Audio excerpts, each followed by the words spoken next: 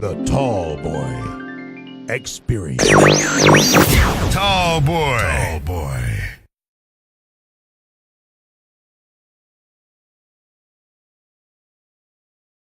It's important for us to internalize that people will not change when they see the light. They will change when they feel the heat. That's when people will change. You will never change that which you tolerate. You will only change when you get angry.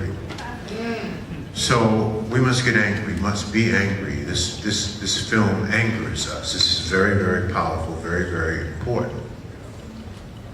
I say that to you, brothers and sisters, because what is clear is that we, as a people, are searching for a key to an unlocked door.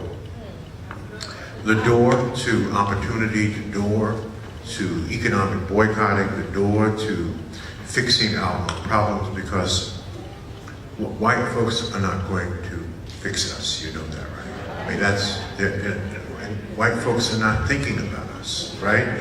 You know who white folks are thinking about? They're thinking about their children, their families, their communities, their education, their husbands, their wives, and their neighborhoods. That's who they should be thinking about. That's who Asians are thinking about. They ain't thinking about you. I had a very good friend of mine say to me not long ago, he said, "George, I know black people's problem." I said, "Oh, really, Bob? What's black people's problem?" He said, "You spend all your time thinking about us, and we don't spend any of our time thinking about you. So if you ain't thinking about you, and we damn sure ain't thinking about you, who's thinking about you?" Well, I had to do a Holy Ghost dance, because I had no retort. I had no response to that. So we have to fix ourselves. We have to fix ourselves. Yes. And I want to address something that Delzino said very beautifully in the movie. And there is a very badass habit that black people have that no other culture in the history of the world has but us. We are totally unique to this habit. And it's one of the ancillary reasons why we buy stuff. And what is the habit? Last year, and I hope you saw this, A.C. Nielsen, that measures all television viewing, came out with a major study. And here's what the study said. It said that black people spend 72 hours a week watching television. We spend 40% more time watching TV than any cultural group in the history of the world. That's 10 hours a day. Now this goes to Delzino's point.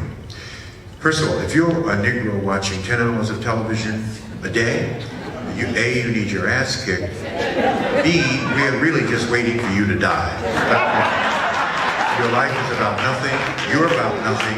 You work 8 hours, you sleep 8 hours, and you watch television 10 hours. We're just waiting for you to die, and you probably have a lot of shit in your house. You have a lot of stuff. Because, to Delzino's point, you know how powerful television marketing is? And you consuming 10 hours of that a day, and that's working on your subconscious mind to buy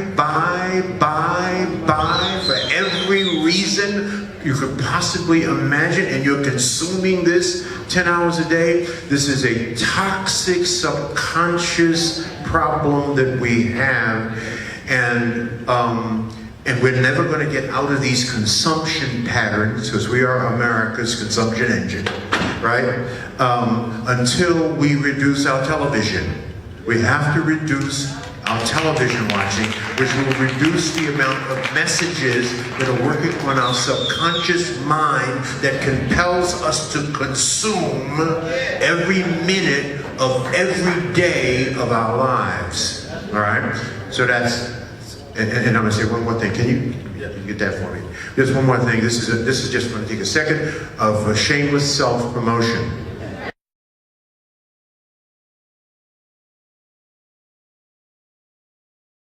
Think big, think tall, think tall boy.